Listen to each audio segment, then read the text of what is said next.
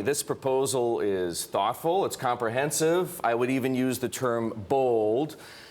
But it's almost too good to be true, right? Because on the one hand, it doesn't mess with Social Security, it's deficit neutral, the returns are guaranteed, and it pays income for life after retirement. In a nutshell, how does it work? Okay, so every working American would have an account, and 3% of his earnings would be put in that account, 1.5% from the worker and 1.5% from the employer. Those savings would be invested over the life of over the career of the worker, and at the end, they'd be converted to an annuity, which would give them lifelong income. It's very simple, but it's very powerful because you get the earnings on those savings for 40, 50 years, whatever the life of a career is, and it's the earnings on those savings which fund a lot of the shortfall. There are lots of people who will say, hey, wait a second, I've got a 401k, I don't need a guaranteed retirement account, the GRA.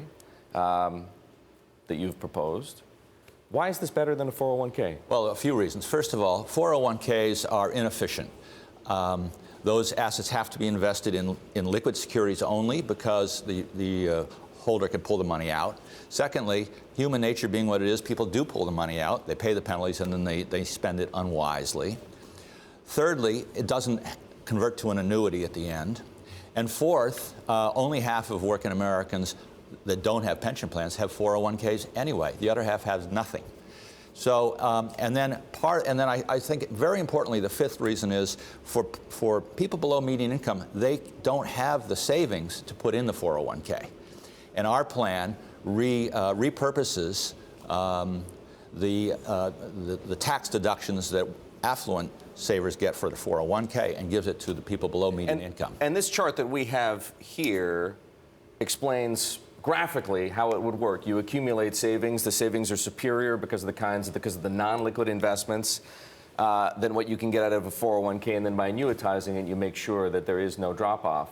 Right, right. And so as long as you and your spouse live, you'll have that constant income. So furthermore, the proposal says that these savings, the retirement savings, can be achieved with no tax increase, at no cost to lower income households, and with little to no additional expense for most employers. That leaves an obvious question: who's going to pay for this thing?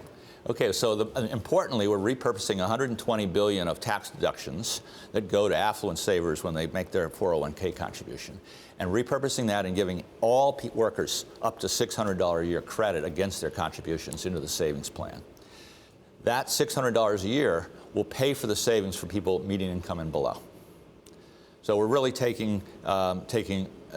we're moving that money around, and that's an important underwriting for poor people. So you're taking what economists would call a regressive system and turning it into a progressive system. That's true, but affluent people view, I think, those contributions to the 401k, where you have to itemize deductions to get it, they view that as more tax management than funding their retirement. They tend to have enough money that this isn't going to be what they're going to retire on anyway. So it's not really serving the purpose that it was set up for. There are other ways for affluent people to save taxes. Tony, I know you want this proposal to be taken seriously. You put a lot of time and effort into it. So let's take care of a couple of arguments, or some people might call them accusations if you prefer, that potentially stand in the way of that happening. Okay, here's one. You're conflicted. Right? The proposal makes the case for longer-term illiquid investments such as hedge funds, private equity, and real estate, the very same assets currently managed by your firm, the Blackstone Group. Right. And because we manage the money, we know what the returns can be earned. But let's be clear. If this gets enacted, there are going to be thousands and thousands and thousands of asset managers that will benefit, I suppose, because more savings and more investment benefits all asset managers of every stripe. For Blackstone, it's frankly small, it's retail, and our funds are already oversubscribed. I don't think we're going to get much out of it. Okay, here's the second one. You have ulterior motives. In other words, this is just Tony James angling for a job in Hillary Clinton's cabinet. Well, I certainly am not doing that. I love what I'm doing, and I couldn't be happier. But importantly, I sit there and I deal with retirement savings every day. I can see the problem. It's crystal clear. 86% of Americans in surveys worry about retirement security. What else does 86% of Americans in this country agree on? That's the one thing. It's dominant, and no one's talking about it. So from my standpoint, here you had this huge issue, shared by all Americans, and no politicians talk about it. And I felt like, okay, I have a seat, I have some expertise, I should do something about it.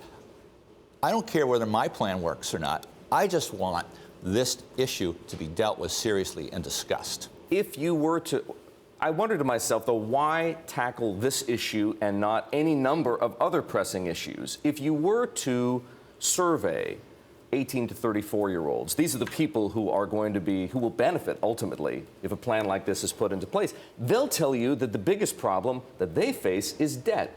Right. And as a subset of that, that's student debt. There's $1 trillion of unpaid outstanding student debt. I would imagine you have some good ideas for that, too. I have some ideas of things you could do about that, yes. But I'm not an expert in student debt. I am an expert in managing retirement accounts.